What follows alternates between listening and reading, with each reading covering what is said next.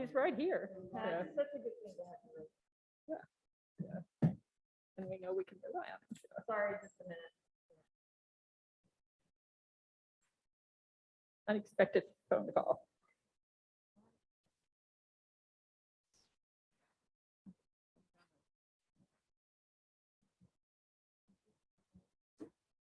It's on in here. Yep.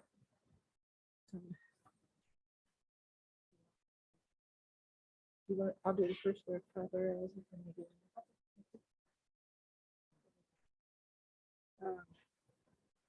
The success. Yeah. Okay. Gina did it. Yeah, yeah.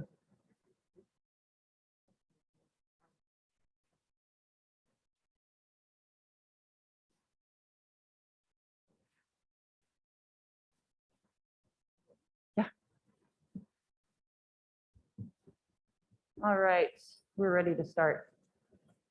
Thank you. Good morning. I'm going to call to order this meeting in the Monroe County Board of Commissioners. It is Wednesday, March 23rd.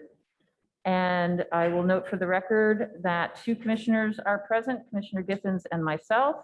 And we will begin with our public statement read by Commissioner Giffens.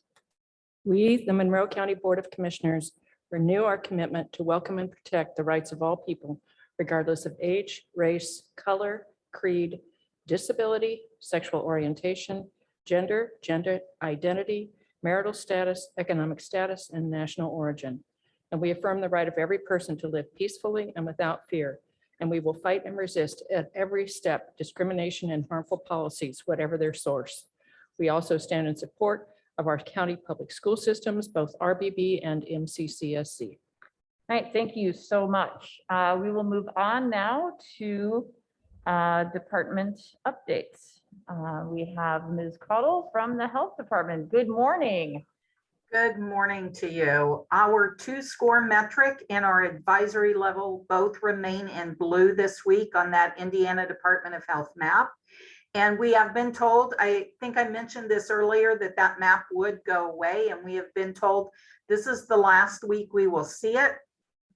The nice thing about it, it is almost all blue. So there are a few counties that are yellow and just barely outside of that blue. So that is good news for the state. Our CDC community level does remain low, and Indiana only has 3 counties that are at a medium level at this time, and they too are very close to meeting that low level. The recommendations for areas with a low community level are simply to stay up to date on your vaccines and get tested for COVID-19 if you have any symptoms. If you are in that medium level, those 2 things remain the same. And then we simply add that if you are at high risk for severe illness, that you talk with your healthcare provider to determine if you need to wear a mask when you're in public around others, or if you need to take other precautions.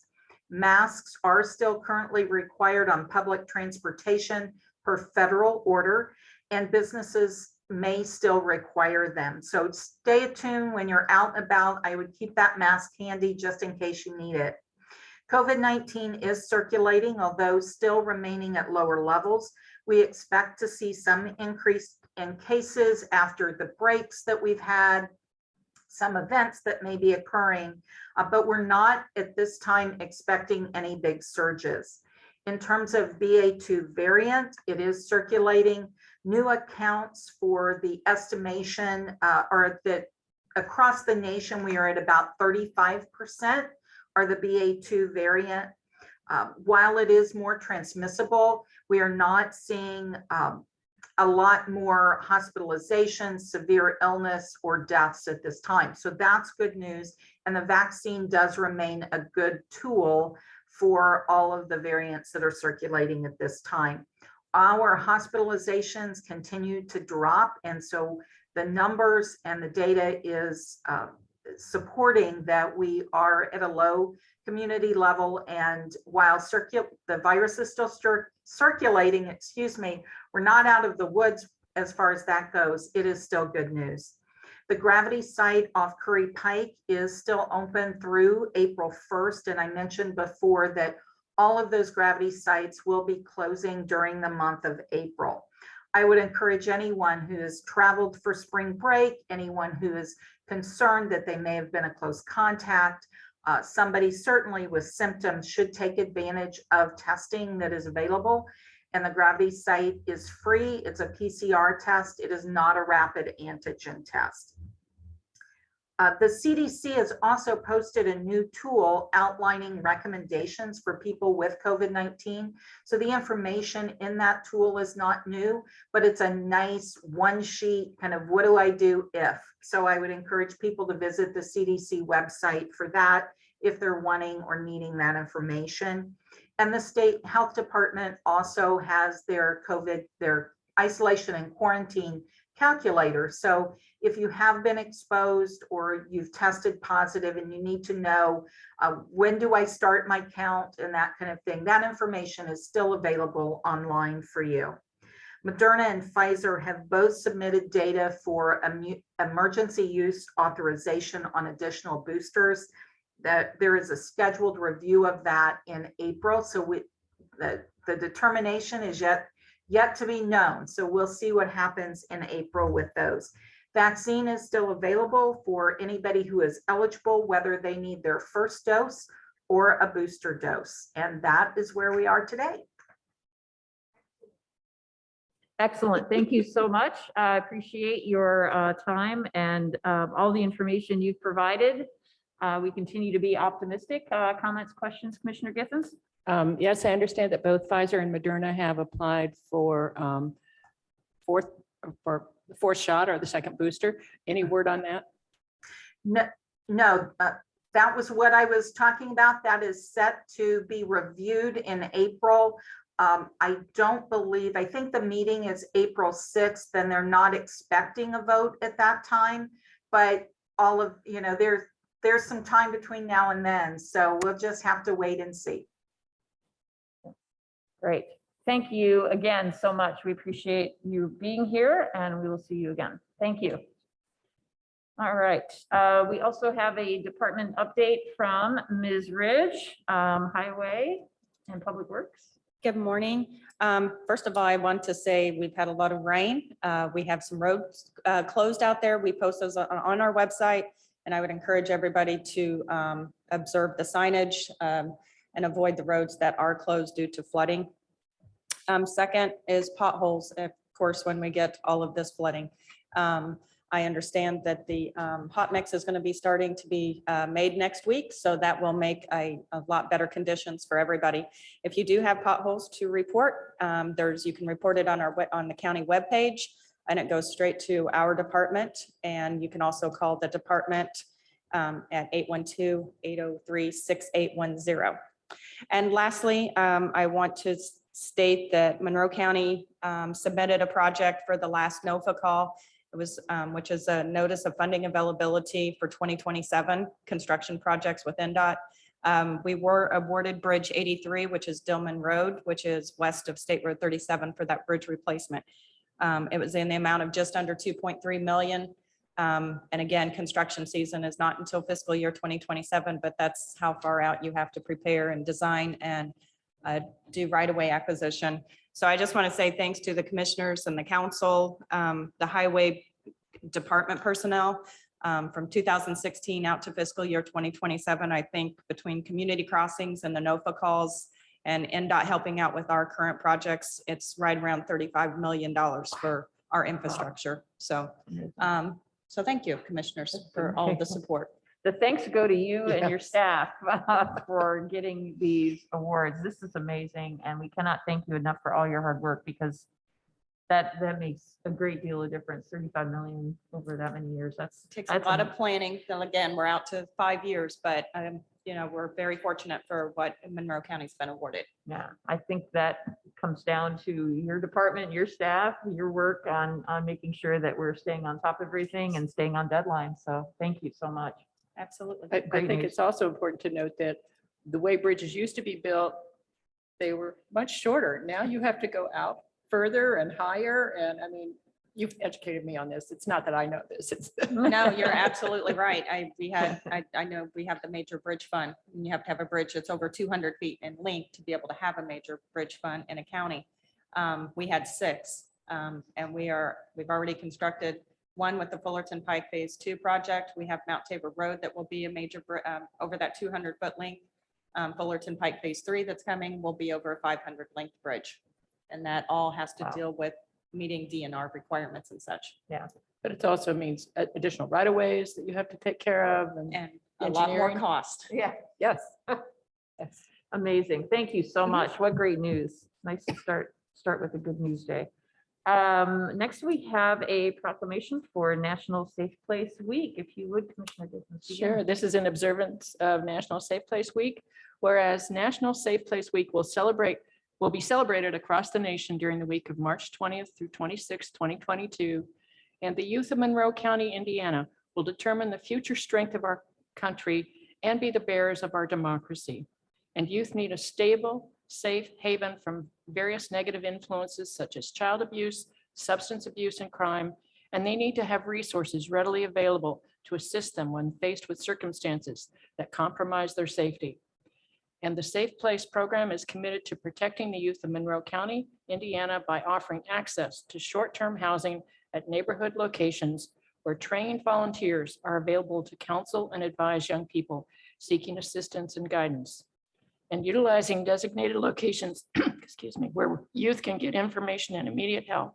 Safe Place is found at businesses such as restaurants, convenience stores, movie theaters, and community buildings such as fire stations, libraries, and public transportation vehicles. And whereas the success of Safe Place is based on public-private collaborations between businesses, school systems, fire departments, law enforcement, and a network of volunteers, more than 1,500 communities in 38 states administer the Safe Place program at more than 22,000 locations. And since this program's inception in 1983, more than 15 million youth have been educated through National Safe Place Network Safe Place outreach efforts, familiarizing them with the Safe Place sign and providing them with information about how to seek help in order to stay safe. Increased awareness will encourage more communities to establish safe place locations where youth can readily access the help they need. Now, therefore, we, the Monroe County Board of Commissioners, do hereby proclaim our observance of the week of March 20th through 26th, 2022 as National Safe Place Week. Great, thank you. Oh, I remember pointing these things out to my sons as they were growing The up. yellow You know, if signs. there's a problem, that's where you go. That's where you go. Absolutely. Excellent. We appreciate the great work at our Youth Service Bureau to help make this happen. Amazing staff there. Next up, we have public comment. This is public comment for items not on our agenda. Just as with our agenda items, the time is limited to 3 minutes per speaker. And when you get to 2 minutes and 30 seconds, you will hear a tone. Great, thank you. And when you hear that tone, that means you have 30 seconds left to complete your statement. So if anybody on Zoom or here in the courthouse has public comment to offer for items not on our agenda. Great, we have Youth Services Monroe County on the line. Good morning. Good morning, Commissioners. It is Bridget Nasby, the Shelter Outreach and Safe Place Coordinator over here at YSB. I just wanted to say thank you again for recognizing National Safe Place Week in Monroe County. You know, it's an opportunity for us to again raise awareness about this program, making sure that, you know, kids know where they can go get help if they ever need it or if they're in crisis. Hey, Eric, we can't hear the speaker.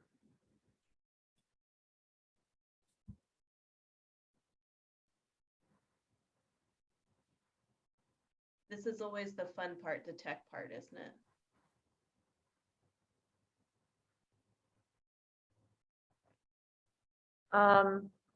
TSD, can we get, can we have that person repeat their statements, and can you make sure that we can hear the audio inside the Nat U Hill room?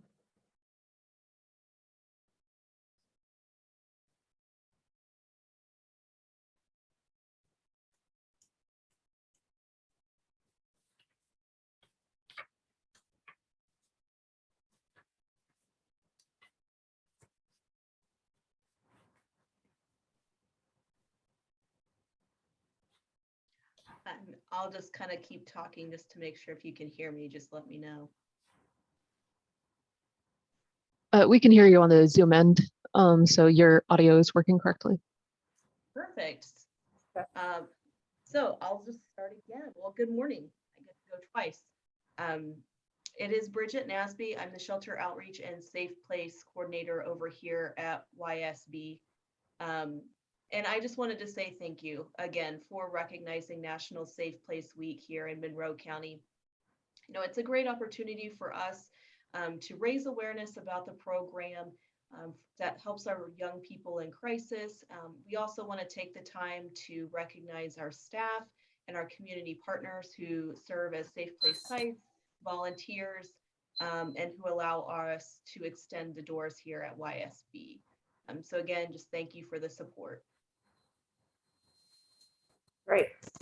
Thank you so much for joining us. I could just hear you, and I'm glad it went out over Zoom. We appreciate you joining us today. Thank you again for all your hard work. Thank you. Let's see if there's anyone else that wishes to offer public comment.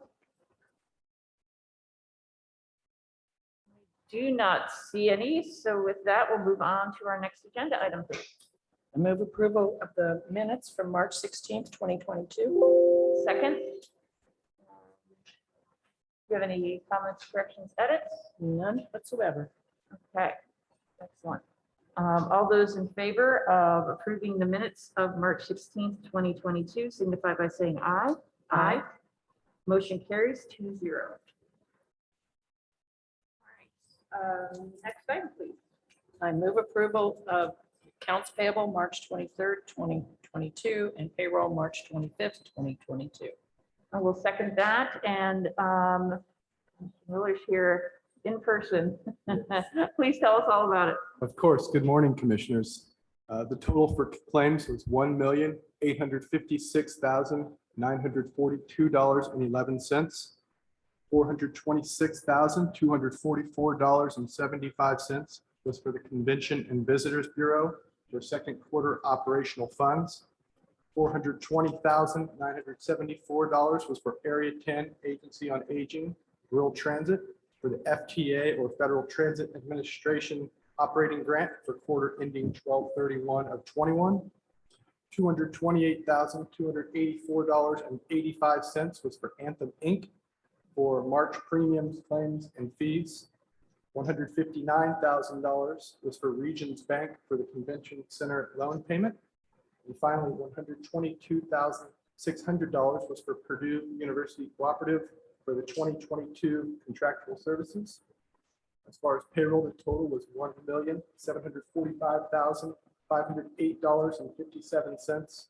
70.3% were for the direct payroll costs, and the remaining 29.7% was the indirect payroll costs. Excellent. Thank you so much. Comments, questions, Commissioner Gibbons? No. It's always shocking to me to see these I high know. numbers still, Big but some of that numbers. is just a pass It through. is. It is.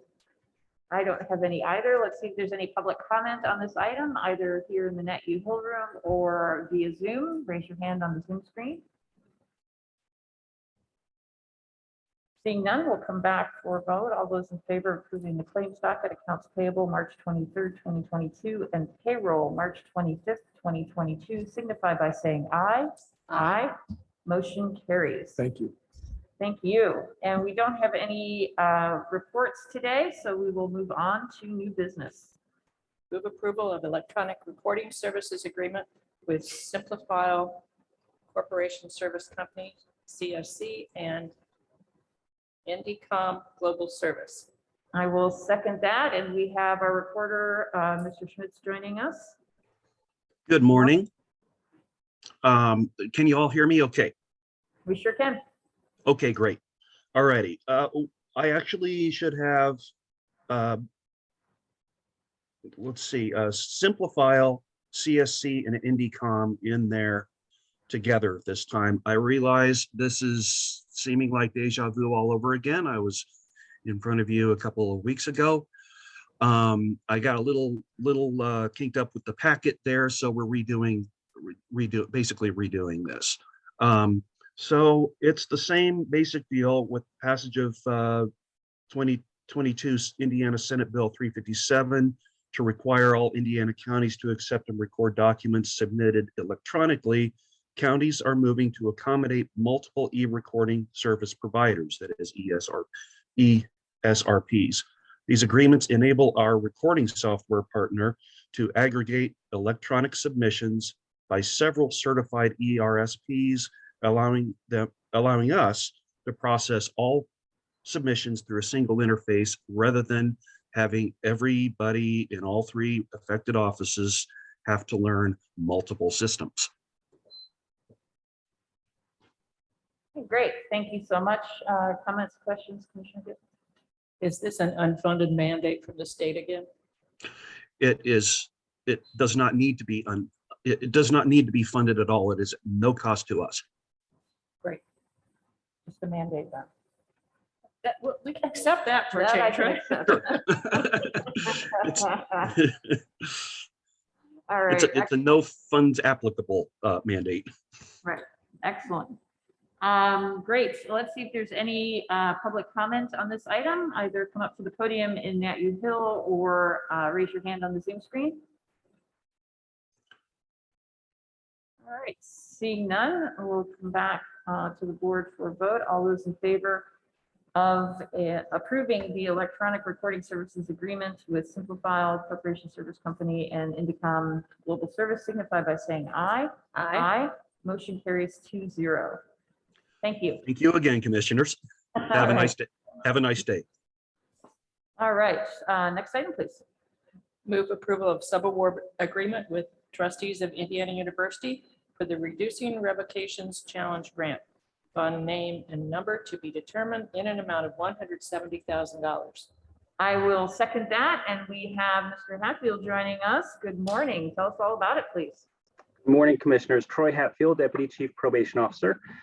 So since 2019, we've been involved with this project through IU Bloomington, IUPY, George Mason, with some researchers from those institutions, including George Mason. And what it is the first phase of the project, the research group received a grant from Arnold Ventures Foundation to really kind of look at and examine the pathways that some of our clients take, our adult probation clients take, that might lead them on the path towards having a revoked sentence, where they might have to, probation wasn't successful and they might have had to then spend time in jail or prison as a result. So that first phase basically looked, what are some of those common pathways that people follow that have that sort of outcome? Now that we've kind of moved through that first phase and we've learned a lot about whether it's characteristics or some of the issues that come up during supervision, we're moving into phase 2. And we are one of just 5 jurisdictions out of the original 10 that are funded for phase 2, so that we can put together some strategies that will hopefully disrupt some of those pathways and create greater success for the clients that we have under supervision. So there are fewer days in jail and fewer people as a result also going into prison. So what this agreement does is phase 2 of the project, IU Bloomington was awarded just a little less than $300,000 for that project. We are, as Monroe County Probation and Monroe County, this is a sub-recipient agreement that I'm asking if the commissioner's permission to sign. That would allow us to accept $170,000 in funding from that project to put forth towards training our staff into some new strategies that we can put in place to help bring our clients a little bit greater success during their supervision. Just to kind of give a little bit more on this project, overall, there were 10 jurisdictions funded for phase 1, and we're pretty small jurisdiction for some of the people that were funded. We're talking about like Cook County, Chicago, Chicago, Illinois, Harris County, Houston, Texas, Denver, Colorado, and then, just little all us in Monroe County, Indiana, in the Midwest. And just out of those 10, we're just 5 that were selected to move forward with the phase 2 strategies. So, I'm really proud of the project and what we're doing and what we're trying to do for our clients to bring about some greater success. And we're very hopeful that the commissioners will support us in these efforts as well. Excellent. Thank you so much and congratulations on making it to the next group. Comments, questions, Commissioner Gibbons? Yeah, how long will this be in effect? How long will we be involved in phase two? Yeah, so it'll go through the end of, near the end of 2023. We're getting started. The kickoff was in supposed to be October of 2021. It got pushed back a little bit, but all of the contracts made it through for IU Bloomington, and now we're working on this sub-award agreement so that we can start working on bringing in some experts to help us train our staff and help us through the process. This is no match money is involved. It's all grant money that'll hopefully bring about some greater success for our clients. Excellent. Great. Thank you so much. And you answered the question I had just now. So thank you for that. All right, let's see if there's any public comment on this item. Either come to the podium in the Nat U Hill room or raise your hand on the Zoom screen.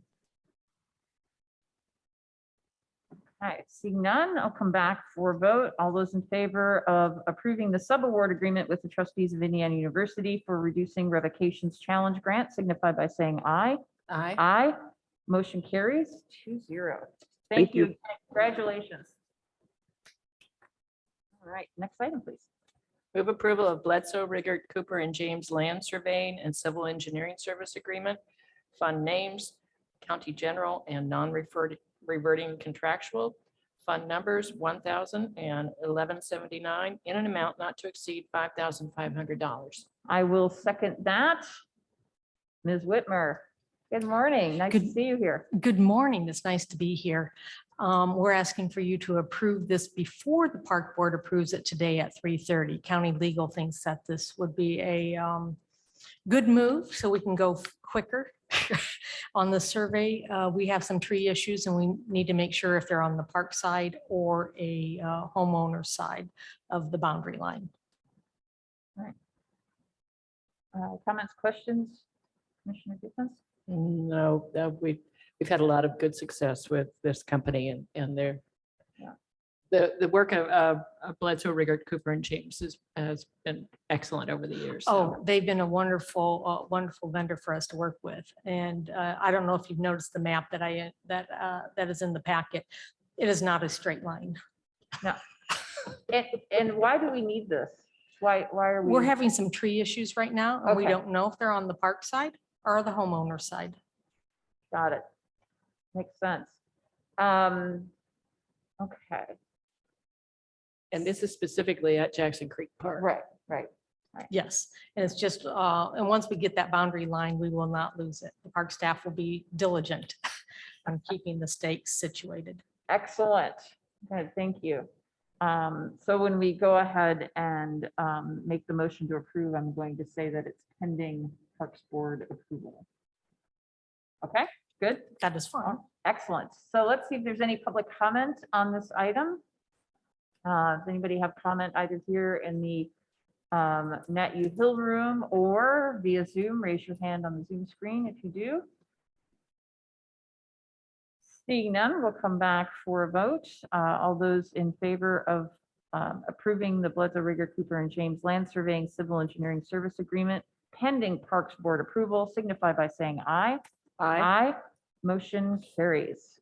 Thank you. Excellent. Thank you so much. Next item, please. Move approval of Fred Pryor e-learning for Monroe County employees. Fund name, County General, fund number 1,000 in an amount of $123,456.60. I will second that. Mr. Cockrell, are you presenting this today? I am today. Thank you. Yes, Ms. Sorensen and Angie Purdy are unable to make it today, so they've asked me to cover this. This has been discussed at a previous work session, not the March 23rd work session, but at some time before that. Essentially, this is will provide required training as well as other training to county staff, as well as help us track who's taken the training and how they've been engaged in that training. So this is kind of continuing our internal training of our employees. Excellent. And this is a um, 3-year agreement, 36 months, which is great. Yeah. Right. Comments, questions, Commissioner Gibbons? No, I really, when we all look through all the types of training Yes, available, the yes. breadth of it and the fact that people, it keeps track of who's done it. Yeah, And I just, yeah, I'm pleased that Ms. Simpson-Stein went out and found this. yeah, it looks really good. And the fact that they're malleable and able to create programming as well is really important. Yeah, So they can do specific stuff just for Monroe County. It'll be excellent. Very good. Let's see if there's any public comment on this item, either here or on the Zoom screen. Recorder Schmitz, did you have a comment? I sure did. I wanted to speak in favor of this. We have been, in my office, we have been using the Fred Pryor materials for years now. And for the past couple of years, we've done it for all of our staff. I can't even count how many of the trainings that I've done, you know, in-person, day-long trainings, you know, webinars, Zoom trainings, all kinds. It's very good. Angie, Administrator Angie Purdy suggested it to me several years ago, really kind of early on, and we jumped on it. So I fully support this, and I'm just overjoyed to see that the whole county is going to get access to this. Thank you. Great. Thank you so much. Appreciate your input. Anyone else have any commentary they wish to offer? Okay, seeing none, we'll come back for a vote. All those in favor of approving the agreement with Fred Pryor e-learning for Monroe County employees signify by saying aye. Aye. Aye, motion carries. Excellent. All right, next item, please. Move approval of Cummins Plan Maintenance Agreement, Fund Name Cumulative Capital, Fund Number 11318, in an amount of $7,192.92. I'm not sure if that's across 3 years or per year for 3 years. So maybe get that clarified. That's 3 years, I assume. That's what I thought, but Yeah. I will second that. Mr. Crone, good morning. Good morning, everyone. Greg Cron, Facilities and Fleet Manager. Just to clarify, this is a 3-year agreement, so the total cost for the 3 years of service is $7,192.92. Another correction we should note, that should be Fund Number 1138. It was put in the description as 11318. So this is pretty straightforward. This is for the backup generator system at the Monroe County Justice Facility and the jail that provides backup power to the entire facility in case of a power outage. This agreement covers 3 years. It's 2 site visits annually. The spring maintenance visit is actually where they do fluid changes, contactor replacement, anything wearable part that needs to be replaced. The other is towards the fall and winter, which is just a general service checkup to make sure everything is fully functional. This does offer an auto renewal function. We can opt out of that. But one benefit, if we do go ahead and allow the 3-year auto renewal, is we avoid future service cost increases. Wouldn't cover parts increases or oil price increases, but it would cover the labor portion of it. So that is an option to us. Thank you so much. Comments, questions? Commissioner Gibbons? yeah, it's nice that we really have a backup generator that's getting Oh, taken care of. Absolutely. Yeah, Yeah. absolutely. I actually have a question for Mr. Cockrell. It's something that just kind of struck me just as I'm rereading this packet here. Is this something where we'd want to have a non-discrimination clause since they are going to be on site for some of this? I think we should require them to report if they experience discrimination, say Okay. they won't discriminate. Okay. Um, So if we could get that added, maybe we could just, can we just go ahead and approve it with that being added in? Okay. Yes. Okay, excellent. We can just check with them and make sure that they're okay with that addition to the contract. Certainly. Yeah, thank you. All right, let's see if there's any public comment on this item, either here in the Nat U Hill Room or via Zoom.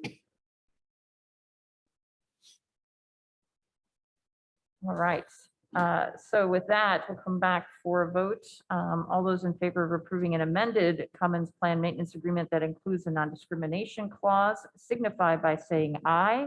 Aye. Aye. Motion carries 2-0. Thank you very much. All right, next item, please. Move approval of resolution 2022-11 regarding to opt back into opioid settlement pursuant to Indiana Code 4-6-15-2 and related approvals. I will second that. Mr. Cockrell, will you tell us all about it, please?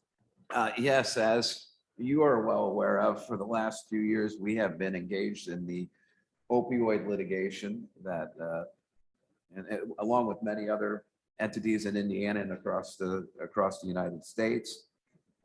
Last year, the state approved legislation that allowed people to opt into the state's plan. We had issues with that opt-in, so we decided not to opt into the state's plan. This year, in the last couple, I think in the last month, the governor has signed the new legislation that took away a lot of or all the concerns we had with the previous legislation. And for the most part, the two biggest ones were there was a money that we felt should have gone to the local government was going to the child welfare department. And there wasn't a lot of guidance on how that would be used, how that would be distributed. This distributes essentially 50% of the proceeds to the state of Indiana and 50% to local units. There are some strings attached through the processes to how some of that funding can be used. But previously that 15% was going to come to the locals and 35% was going to go through that process. That was one of the big, probably the biggest concern. And so the state has corrected that. The numbers that we have that we will begin to receive in April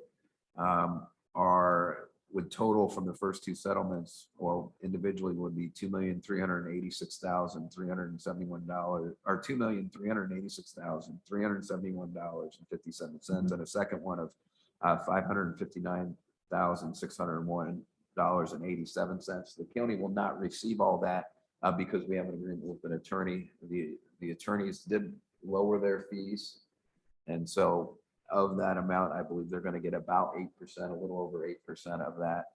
So that is not all the settlements that are going to be coming in. Those are the first two. So the items we're looking to get approved is the resolution to opt back in, a certification of that resolution, and then the amended attorney fees agreement. So we note that lower, and it's going to be nice because the state is going to pay the attorney's fees before the money comes to the county, so we don't have to do an appropriation process for that, and that we are participation in those settlement agreements. So that's what's before you. I can tell you when we started this, the numbers that we see from the first two settlement agreements are higher than my anticipation of the outcome. So I think this has been a really good thing for all governmental units in the country, but particularly for us. Right, great. Thank you so much. Comments, questions, Commissioner Gittens? No, but I think that we have been concerned about providing treatment for people with substance use disorders and also mental illness, but this will hopefully help us fund some of that. Yeah, I'm hopeful that the funds will be directed in that way by the council. I think that would be a great use of that. All right, let's see if there's any public comment on this item, either here in the Nat U Hill Room or via Zoom. Raise your hand on the Zoom screen. Seeing none, we'll come back to the board for all those in favor of approving resolution 2022-11 the certification of the resolution and amended attorney fees agreement and participation agreement for the settlement signify by saying aye. Aye. Aye. Motion carries 2-0. Excellent.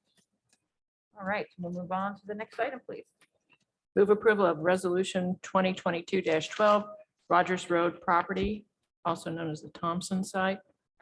Second, Mr. Cockrell. Yes, and that is a typographical mistake by myself because we have a Rogers Road and we have a Rogers Street. Yes. And it's actually on Rogers Street. Yes.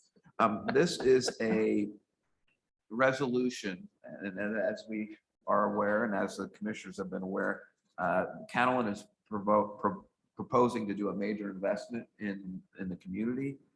Part of that investment, and they came and talked to the commissioners in 2020, was to see if the Thompson site would be available for them to purchase.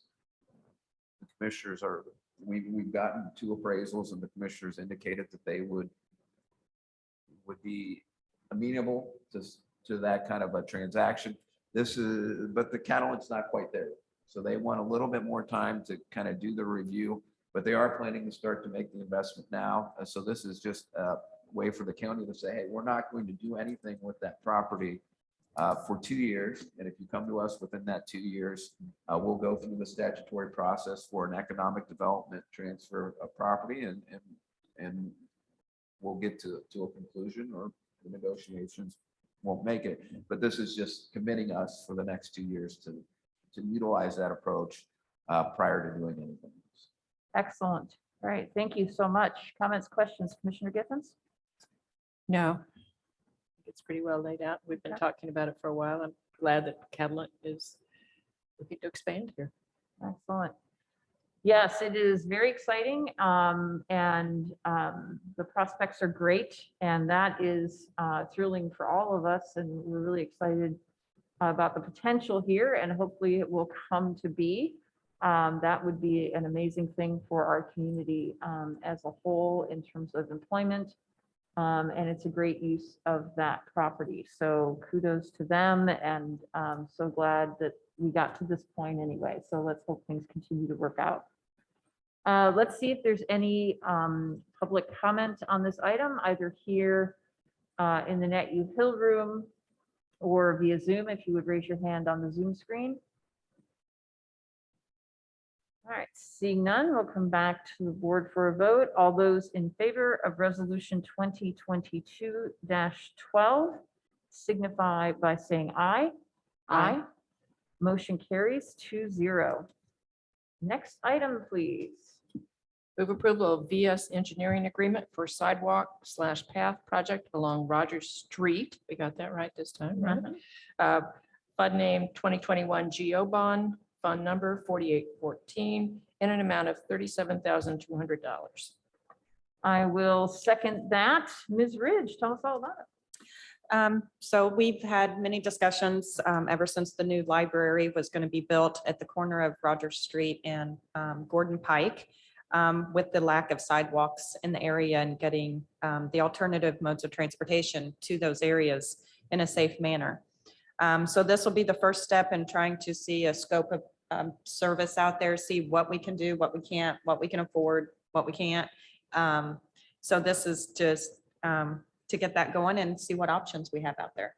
Yeah, it's really, really exciting. Yeah, It is. comments, questions? When we talk about sustainability, if people can walk along there safely, it's much, much better for all of us.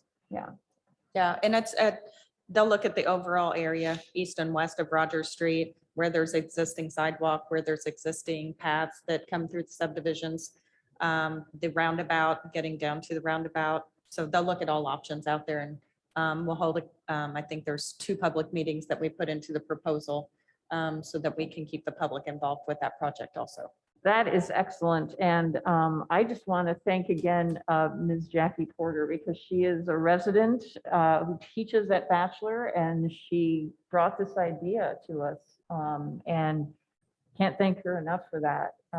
Really appreciated that. And really it would be great if the kids could walk to school Yes. safely, and But yes, getting to that library is so important from the north. So excellent. Thank you so much for working on this. And we know from the work on the Fullerton Pike that people in that area are very engaged with what goes on. Absolutely. We have the bid opening for tomorrow, I believe, for the roundabout design. Yeah. I think it's tomorrow. Soon, soon. It's Soon is tomorrow or good. next week. Yeah. It's like, there's a couple bids in my mind right now, so it is very soon. Yes, there we go. Excellent. And again, appreciate that, the ideas and the hard work that's gone into this. Let's see if there's any public comments on this item, either here in the NetU Hill Room or via Zoom, if you would raise your hand. Seeing none, we'll come back for a vote. All those in favor of approving the agreement with VS Engineering for sidewalk path project along Roger Street signify by saying aye. Aye. Aye. Motion carries. Next item, please. Move approval of Butler Fairman Sufert Inc. agreement for Karst Farm Greenway Extension, fund name 2020 GO bond, fund number 4813, in an amount of $71,800. All right, we have a motion and a second. Ms. Ridge. This is to continue the project of connecting Liberty Drive to the Karst Trail via Liberty Drive and Constitution Avenue. This is to begin the right-of-way acquisition since we have reached towards the end of design. And this is to start the next process. Excellent. Good news. Comments, questions? Now, again, this improves health, it improves all kinds of things for people. This Yeah. is another good move. It's really great to be able to have access to that Liberty Drive area. Mhm. Yeah, for a lot of employment. So it's really good. Yeah, great It'd be move. great to connect to the Karst. Yeah, Yeah. absolutely. Excellent. Let's see if there's any public comment on this item, either here in the NetU Hill Room or via Zoom, if you would raise your hand. Okay. Seeing none, we'll come back for a vote. All those in favor of approving the Butler Fairman Seifert Inc. agreement for Karst Farm Greenway Extension signify by saying aye. Aye. Motion carries 2-0. Excellent. We have an appointment today. We do. Thank you. I'd like to move to approve David Shawm as an appointment to the Monroe County Convention and Visitors Commission. Excellent. I will second that. Appreciate his willingness to serve. All those in favor of this appointment signify by saying aye. Aye. Motion carries 2-0. Excellent. We have some updated information from emergency management on blood drives through September. Okay. That's pretty amazing. Wow. Yeah, but the ones coming up the quickest are March 29th, Tuesday, 10 to 3, Wednesday, March 30th, 1 to 6. The blood drives will be held at Ivy Tech. Please go to redcross.org to make an appointment.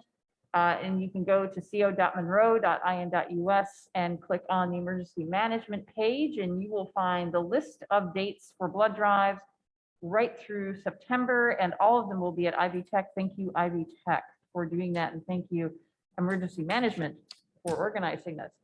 I will also note that this is severe weather season, so I encourage residents to sign up for the resident alert, so you can get weather notifications directly on your phone or email. Just go to co.monroe.in.us and click on the megaphone, and you will see the information there, and give you guidance on how to sign up. And what else do we have? Anything else? No, Okay, well, that's easy. I know they are still looking for election workers, but I don't have the contact information in front of me. So if anybody would like to serve as a poll worker, early voting, or for the general election, you're welcome to contact the election division, and they will send you to the right person and get you signed up. It's great work and it's important work, and it helps ensure our democracy. Here. Oh, you do have it. Great. Can you go ahead and read that? Please, if you're interested, call Laramie Wilson at 812-349-2690 or Tina Engel at 812-349-2692. You can also email them. Laramie's email address is ljwilson@co.in.monroe.us, and Tina's is tengle@co.in.monroe.us. That's right. co.monroe.in. Yeah, this is, Yeah, this is. wrong. something's wrong. Yeah. We've got to get that corrected. Yeah, Yeah, co.monroe.in.us. right, right. Got it. But the phone numbers are, I think, correct. Yes, excellent. And election day poll workers earn money not only for their work, but they get a food stipend as well. So that's important. Which is great. And I do not believe we have any items for our work session. Let me see again. Oh, we do have a packet. Nope, we don't. All right, so with that, we do not have a work session. Our next meeting is March 30th, right here at the Net U Hill Room or via Zoom. We appreciate everyone's participation today, and be safe out there with the flooded roadways and yards. All right. I just want to remind people that early voting will start April the 4th, 5th, Tuesday? 5th, yeah, 5th on Tuesday. And then election day will be May 3rd, just for people that are interested in participating, and working at the polls. Excellent, great. And with that, we are adjourned. Thanks, everyone.